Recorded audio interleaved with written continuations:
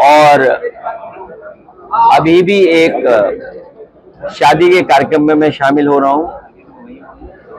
हमारी पार्टी के विधायक रही हैं, उनके परिवार में कार्यक्रम, उनकी बेटी का कार्यक्रम।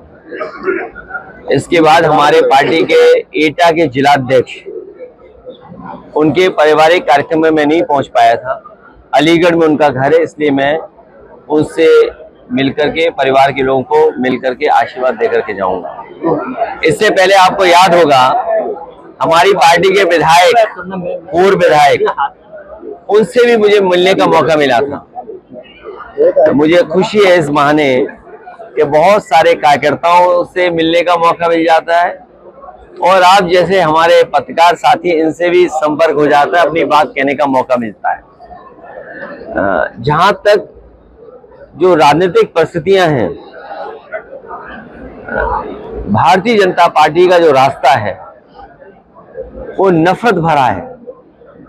भारतीय जनता पार्टी है, और जब जब अपनी नाकामी उन्हें छिपानी होती है तो कोई ऐसा फैसला लेते हैं जिससे लोगों का ध्यान बढ़ जाए। ध्यान बढ़ने के साथ साथ समाज में कैसे हम खाई खो दें, उस दिशा में काम करते हैं।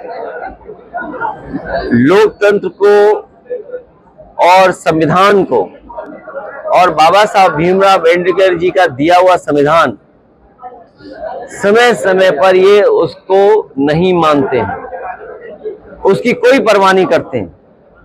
ये हमारा संविधान हमारी ढाल है, संविधान हमारा सम्मान है, संविधान हमें पहचान देता है, संविधान हमारा हक अधिकार हमें दिलाता है।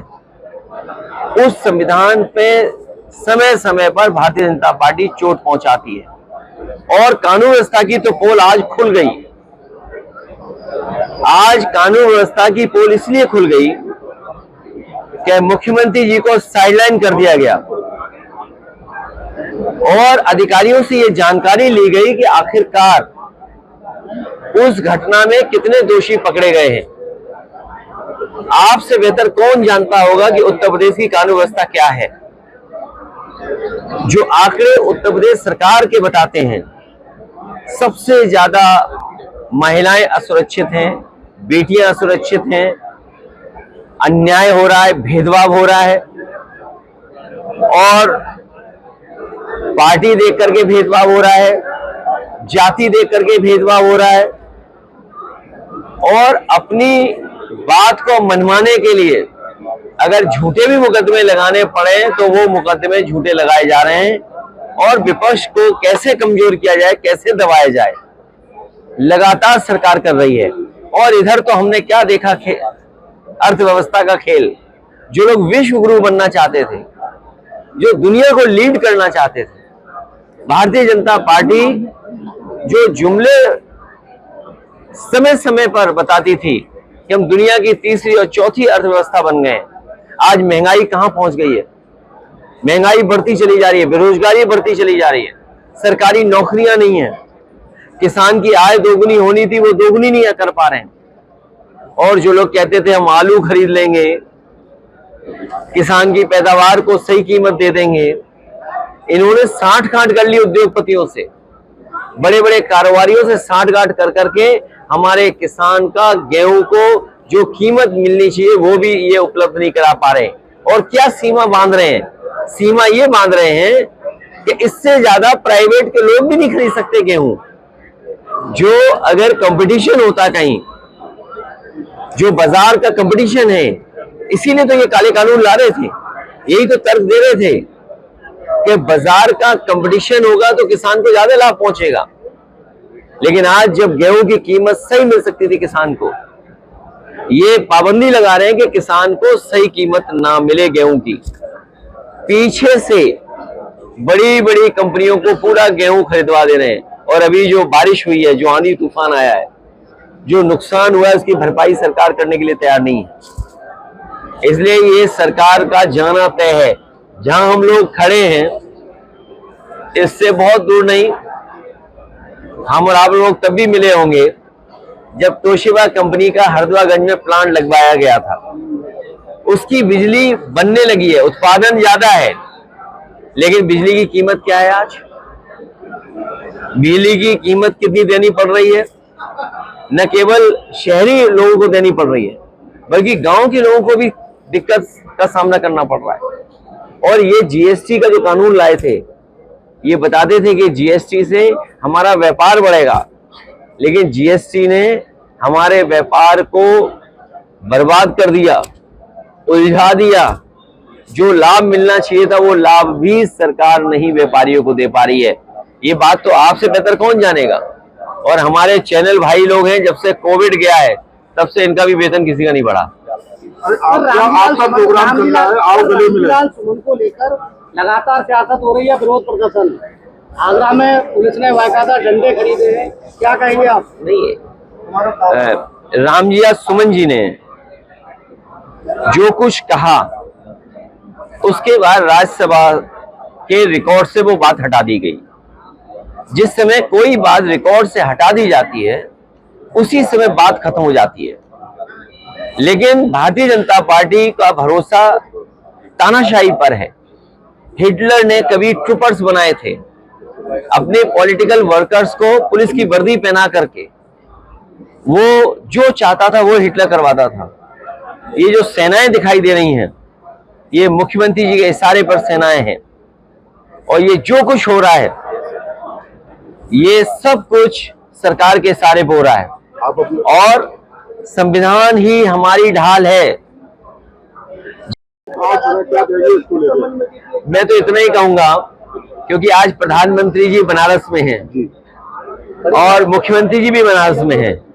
अब मैं प्रोटोकॉल याद नहीं दिलाऊंगा, लेकिन मैं बस इतना ही कहना चाहूंगा, अगर गांव की बात हुई है, गले मिलो इसलिए क्योंकि हमारा जो समाज है, हमारा जो देश है, अलग अलग धर्म, अलग अलग जाति का है। हम जितना गले मिलेंगे, हम जितना एक दूसरे को समझेंगे, हम जितना एक दूसरे के त्योहार खुशियों के साथ मनाएंगे, उतना ही हमारा समाज, उतना ही हमारा देश तरक्की करेगा, उतना ही हमारे समाज में भाईचारा बढ़ेगा। और जो बात गोद लेने की या गांव में जाने की है, मैं केवल मुख्यमंत्री जी से ये कहूंगा कि जिसको गोद लिया जाता है उसे अनाथ नहीं छोड़ा जाता है। जिन सांसदों ने कभी गांव गोद लिए होंगे, उन्हें अनाथ कर दिया। इसलिए मैं भारतीय जनता पार्टी को कहना चाहूंगा, उनके लीडर्स को कहना चाहूंगा कि जो गांव गोद लिए जाते हैं उनको अनाथ नहीं छोड़ा जाता है। क्या आप मानते हैं अभी भी शासन और सुशासन की उत्तर प्रदेश चल रहा है क्या?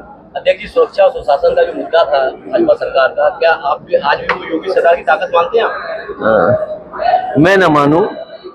आप घटनाएं जो हो रही, आज सोचिए, आप आज प्रधानमंत्री जी सीधे मिले अधिकारियों से, ये सरकार की पोल खोलता है। ये जो घटनाएं बनारस में हुई हैं, केवल एक घटना बनारस में नहीं हुई। आप याद कीजिए, बीएचयू में एक बेटी जो पढ़ती थी, उसके साथ जो बलात्कार हुआ, उसमें जितने लोग निकले वो सब भारतीय जनता पार्टी के लोग थे। और कानून व्यवस्था की सवाल तो आपको बीजेपी से पूछना चाहिए। उनका एक विधायक कपड़े फाड़ करके भगवान श्री राम के दर्शन करने गया, और उसने जो कहा अधिकारी कमिश्नर के लिए, वो तो मैं कह भी नहीं सकता हूं। क्या दूध पिया हो तो, और यहाँ जितने पत्रकार हैं वो जानते होंगे कि ये दूध पियो वाला क्या नारा है, क्या गाली है, या किस तरीके से किसी को चैलेंज करने वाली बात है। उन्होंने अभी अपने हटे हुए कपड़े बदले नहीं हैं। तो कानून व्यवस्था तो समझ लो यही है। और जब प्रधानमंत्री सीधे जानना चाहते हो तो सोचिए सरकार की क्या बची कानून व्यवस्था। और सच्चाई ये है, दिल्ली वालों को लखनऊ वाले धोखा दे रहे हैं। सर, एक अलीगढ़ को लेकर सर अलीगढ़ आउटसोर्स करने जा रही है। आउटसोर्स यही होता है कि जैसे आपके मालिक है, जब चाहे तब निकाल दें आपको। सर अलीगढ़ और आउटसोर्स इसलिए कर रहे हैं क्योंकि आज आरक्षण न देना पड़े, जो हक है, जो आरक्षण है वो न देना पड़े, अपनी मनमानी तरीके से नौकरी दे दें, मनमानी तरीके से वेतन तय कर दें, मनमानी तरीके से एक्सप्लॉइट कर दें। सर अलीगढ़ को लेकर लाल मेरा सवाल है। अलीगढ़ मुस्लिम यूनिवर्सिटी में अब जो हिंदू छात्र हैं मंदिर बनवाने की मांग कर रहे हैं, ऐसे में तमाम कथावाचक भी बयान दे रहे हैं एमयू कैंपस में मंदिर बनना चाहिए जिस तरीके से तमाम मस्जिद हैं। मैं उन लोगों से कहूंगा, अंग्रेजों के जमाने के जो 2 एक्ट बने, एक BHU बनारस हिंदू यूनिवर्सिटी और एक अलीगढ़ मुस्लिम यूनिवर्सिटी, मैं उन बुद्धिजीवियों से कहूंगा कि दोनों एक्ट को पढ़ लें और उस समय क्या भावना थी दोनों एक्ट को पढ़ करके उनके समझ में आ जाएगा।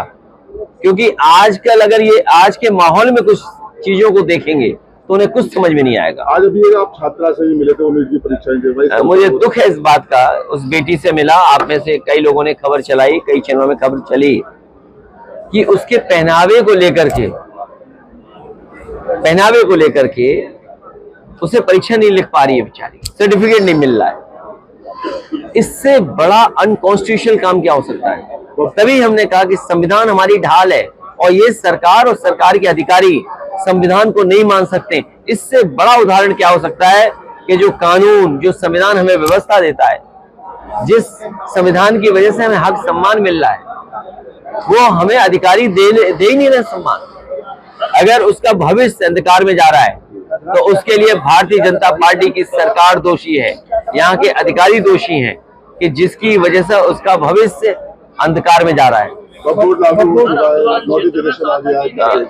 बोर्ड के खिलाफ है हम लोग। जिस तरीके से वो बिल आया है उस बिल को हम लोग कभी स्वीकार नहीं कर सकते।